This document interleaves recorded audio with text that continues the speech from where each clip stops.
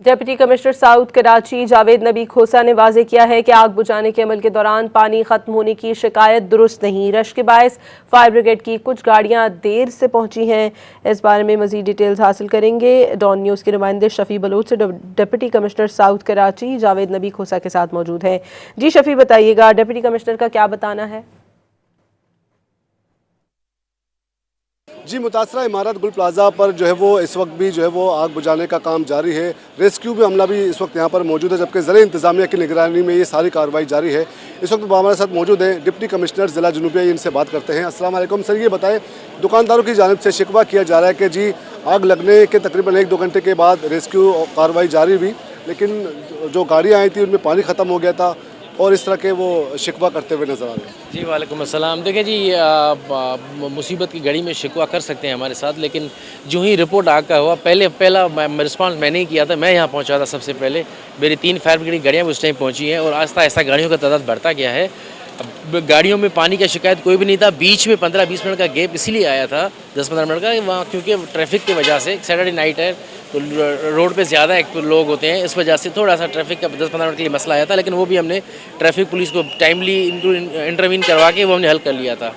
मैं सबसे पहला बंदा था, मेरी वीडियो क्लिपिंग्स बनी हुई है, मेरी टीम यहाँ पहुँची हुई थी और मैं आपके मीडिया के दोस्तों ने मेरे इंटरव्यू लिए हैं, तो I was the first person who responded.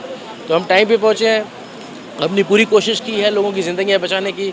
हमारा एक फायर फाइटर जवान शहीद हो गया है, हमारा एक जवान ज़ख्मी है जो अभी भी ICU में है, और हम अपनी कोशिश पूरी कर रहे हैं।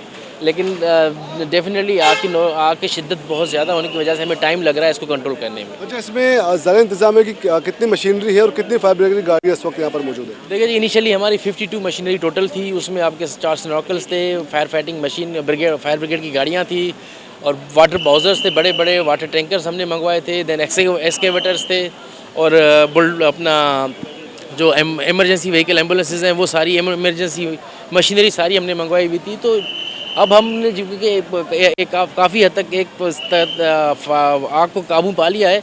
लास्ट पोर्शन हमारा रहा है, हम कोशिश करें इसको काबू कर लें, लेकिन बिल्डिंग की हालत बहुत खस्ता होने की वजह से उसके गिरने का खतरा है, तो हम टेक्निकली थोड़ा स्लो चल रहे हैं। अच्छा, ये बताइए, ये बिल्डिंग कहा जा रहा है इसका एक हिस्सा बिल्कुल मखदूश हो चुका था, लेकिन इसके बावजूद भी मतलब नोटिस भी कुछ को क्या जारी किया गया था, कोई ऐसी कार्रवाई हुई है क्या माजी में?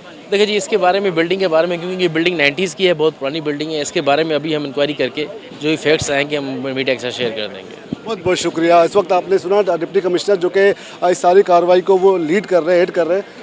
आप मेरे रकम में देख सकते हैं कि इस वक्त जो वो आग जो है वो इस वक्त आप देख सकते हैं पीछे के एक हिस्से में अभी जो है एक दुकान में लगी आग जो है वो नजर आ रही है। धुआं उठ रहा है यहाँ से और रेस्क्यू का अमला भी इस वक्त यहाँ पर मौजूद है। ठीक है, बहुत शुक्रिया शफी बलोच, हमें सूरत हाल से आगाह कर रहे थे।